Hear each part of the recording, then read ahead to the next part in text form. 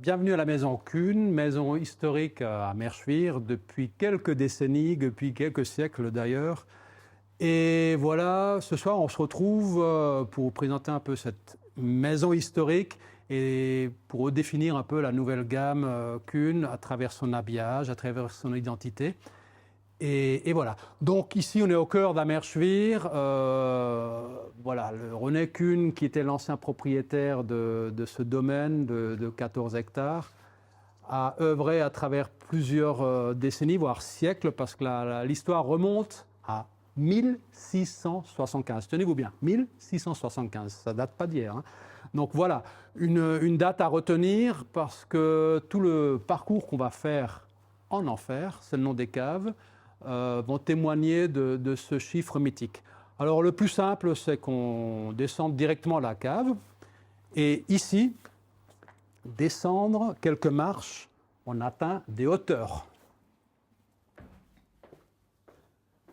Alors ces marches séculaires nous conduisent droit au cœur de cette cave historique, composée de 47 foudres. On parle ici de foudres, c'est un tonneau en bois de chêne local. C'est made in France, made in Alsace. C'est fait sur place il y a à peu près 150-200 ans en arrière. Et ces tonneaux, ce n'est pas un musée, on les utilise toujours encore aujourd'hui. Tout simplement parce qu'ils consacrent les vins du domaine Kuhn et des alentours. Alors on va parcourir la cave et vous allez voir, ce sont une multitude de tonneaux. Le plus gros, on vient de le dépasser, il fait 10 000 litres. Ici, on entre dans une sphère de foudre un peu plus petit. 7 000 litres à ma gauche, 5 000 litres à ma droite. Cette cave, elle sert à la fois de vinification, c'est-à-dire cette magnifique métamorphose du jus de raisin en vin, pendant les vendanges, et également un peu plus tard, dans la saison, elle sert également à l'élevage des vins, à la maturation des vins, jusqu'à la mise en bouteille. Il faut juste retenir que les vins restent ici, grosso modo, dans ces tonneaux, 3 mois pour la fermentation et grosso modo 9 mois pour l'élevage. Donc, 9 plus 3, ça fait 12, une année. C'est un cycle de la vigne qui se répète chaque année. Alors, on va encore aller au bout. C'est une cave en cul-de-sac. On ne peut pas en sortir d'ici. Et si les pierres pouvaient parler, elles auraient une multitude d'histoires à nous raconter. Ici, on est dans la partie de la cuverie qui date de la fin du 19e siècle. 4 tonneliers d'Amerschwir œuvraient ici, de pied ferme, pour monter ces foudres. Il y a, comme dans la pub, ni clou ni vis. Tout ça, c'est naturel. Un cerclage, du bois, de la proximité. On est tout à fait dans l'air du temps.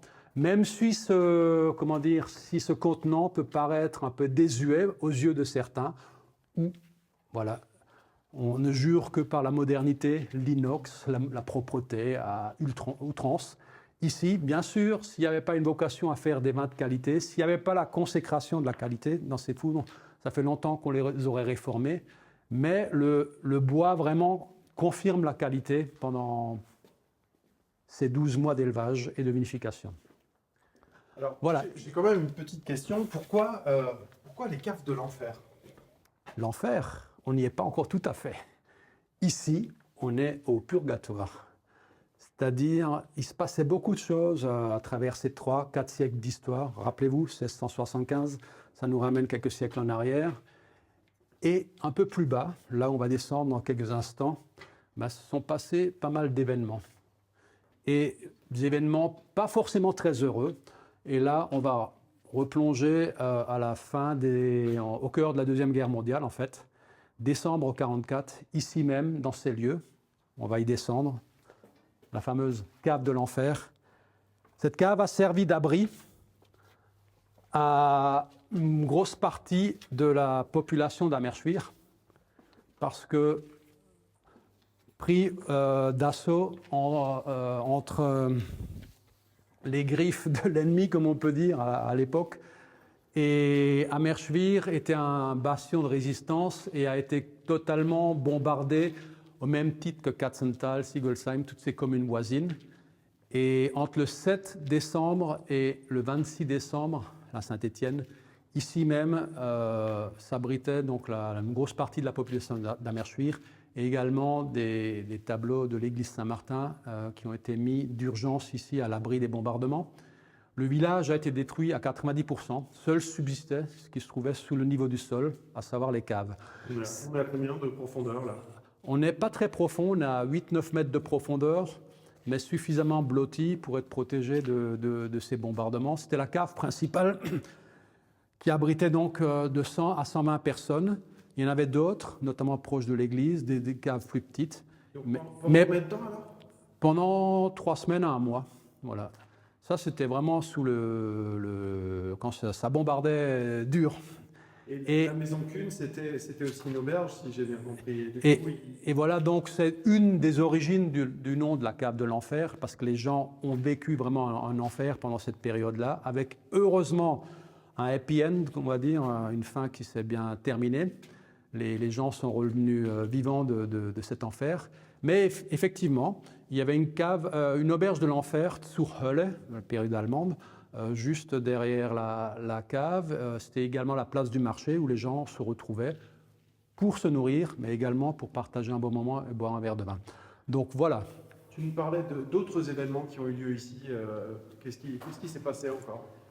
Alors cette cave, elle a une autre connotation, et heureusement bien plus positive que la première qu'on vient d'évoquer. C'est qu'elle a vu la renaissance de la confrérie Saint-Étienne en 1947. Cette confrérie qui date du Moyen-Âge a un peu perdu son aura à travers les différents conflits qu'on a eus avec nos voisins allemands, voilà, et a pratiquement disparu début du XXe siècle, mais renaissait de ses cendres ici même, là où se trouve exactement en 1947, sous l'impulsion d'un vigneron instituteur, ici même à Amerschwir, Joseph Dreyer, et de René Kuhn, propriétaire des lieux. Et ensemble, avec d'autres gourmets du vin, ont reconstitué la confrérie Saint-Étienne qui tenait ses chapitres ici même jusqu'en 1973. Plus tard, cette confrérie s'est installée à Kinsheim, dans le château du baron Lazare de Schwendi, et qui reste aujourd'hui la confrérie numéro 1 en termes d'ambassadeur des vins d'Alsace. Il y a une autre confrérie qui est ici. Ah ben voilà, tu me souffles la puce à l'oreille, comme on dit. Il y a une autre confrérie, c'est celle des Amis d'Amerschwir, beaucoup plus intime, mais qui a toute son énergie dans la promotion et dans l'amour du vin, notamment du cru local, qui est le Käferkopf, en alsacien, Käferkopf chez nous. Et pour une prononciation française, il s'agit de la tête de scarabée. Voilà. Et le Käferkopf, qui a un cru classé dès 1932, est passé grand cru dans cette grande famille des grands crus en 2007 et qu'on perpétue dans la vinification ici maintenant depuis plus de 100 ans. Donc, qui fait la part belle aux vins de terroir et locaux. Voilà. Alors là, il y a quelques bouteilles, quelques flacons. Est-ce que tu peux m'en parler? Alors, on parlait d'une nouvelle identité. Donc, on va peut-être directement passer sur la cuvée Saint-Hubert, où on a l'identité classique qui a perduré. C'est une étiquette qui date de la fin du XIXe siècle, dessinée dans les années 1880-1890, et qui a fait la part belle de la maison Kuhn, parce que nous sommes en lisière de forêt, une passion totale pour la chasse, et un vin qui était sélectionné dans les meilleures parcelles, hors Käferkopf, bien sûr. Et là, on a goûté en 1990 de l'Œnothèque, avec cette étiquette que beaucoup d'anciens connaissent et qui a été diffusée, qu'on retrouvait dans beaucoup de brasseries alsaciennes, notamment dans la région strasbourgeoise. Et la transition, voilà, c'était une cuvée qui était un peu endormie sur cette dernière décennie et qui renaît ce soir même sous un nouvel habillage. On retrouve bien sûr le cerf, qui est l'emblème des chasseurs et qui fait la part belle donc aux meilleures cuvées de Gewürztraminer hors Grand Cru Käferkopf. Se complète, bien sûr, avec cette gamme, un deuxième vin. C'est un exemple parmi 4 autres. Là, c'est le Riesling. Mais la nouveauté, c'est qu'on a créé une nouvelle gamme bio sur à peu près 25% de notre production. Dans les cépages Riesling, comme on voit ici à l'étiquette, mais aussi en Pinot Gris, Gewürztraminer. Et enfin, en crément, qui n'est pas le moindre des vins, qui représente pratiquement maintenant 25% à 30% des ventes alsaciennes, mais également chez nous, chez Kuhn, avec une cuvée qui fait honneur à l'année de création, 1675. Un vin... Donc là, on est sur du crément prestigieux déjà. C'est déjà un produit qui peut se boire pendant les repas. Tout à fait. Surtout c'est cette cuvée où on fait une sélection parcellaire à l'origine, parce que c'est dans la vigne que se fait la qualité, hein, avant tout. Et ensuite, dans la sélection des cuvées et dans la choix des années. Pour exemple, ce vin, il n'est pas millésimé, mais c'est une cuvée 2016, mis en bouteille en 2017. Et pendant 6 ans, une prise de mousse et sur latte pendant 6 ans pour bonifier et comment dire, affiner la finesse de ce vin. Ensuite, on passe, on l'a déjà un peu évoqué, forcément, c'est le bébé d'Amerschwir, le Grand Cru Käferkopf. Un vin que beaucoup d'amateurs de vin connaissent parce que, comme dit, sa délimitation a été faite en 1932 et finalement classé en 2007 en Grand Cru, avec une particularité quand même, comme tous les grands crus, il y a les 4 cépages Riesling, Gewürztraminer, Pinot Gris et Muscat qui sont autorisés, mais il y a un 5e vin qui est l'assemblage. C'est le seul, en plus. Non, ce n'est pas le seul. Ils sont à deux, ils se partagent, c'est un duo en fait. Il y a l'Altenberg de Bergheim, un peu plus au nord, et le Käferkopf qui ont ce privilège d'assemblage Grand Cru. Et c'est juste magique. En tant qu'œnologue, c'est juste magique de pouvoir composer avec une diversité de cépages. C'est en fait, comme vous voyez ici au mur, une partition de musique.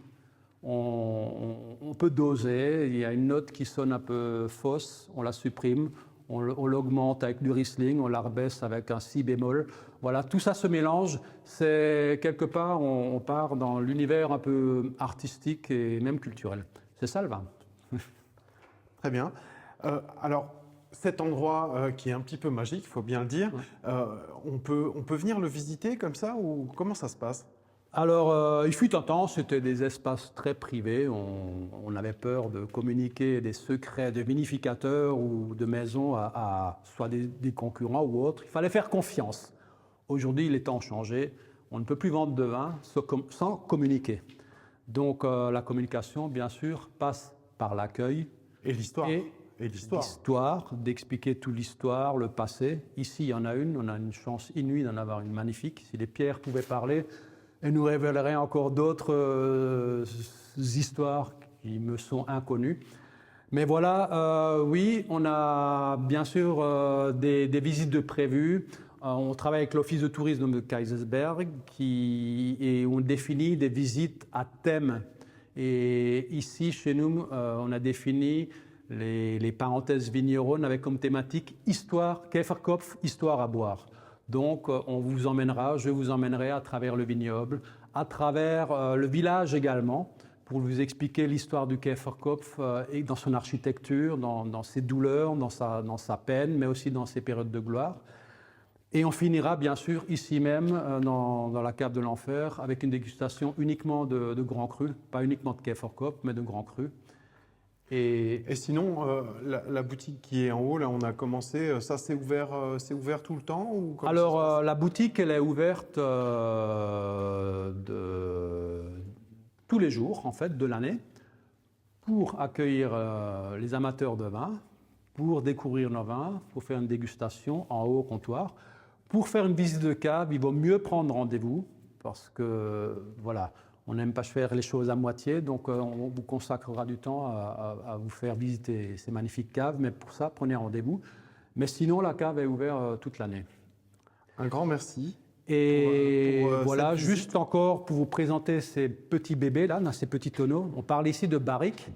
Et ici, c'est du pinot noir qu'on élève à peu près 18 mois. On fait une sélection des meilleures parcelles du pinot noir. On élève le bois dans du fût neuf de Bourgogne. C'est l'ouverture à d'autres régions viticoles. Et ensuite, on le met en bouteille. Et en conclusion, je dirais, si les pinots noirs qui nous entourent ici sont beaux pour le cœur, le Käferkopf, lui, il l'est pour le bonheur. À votre santé.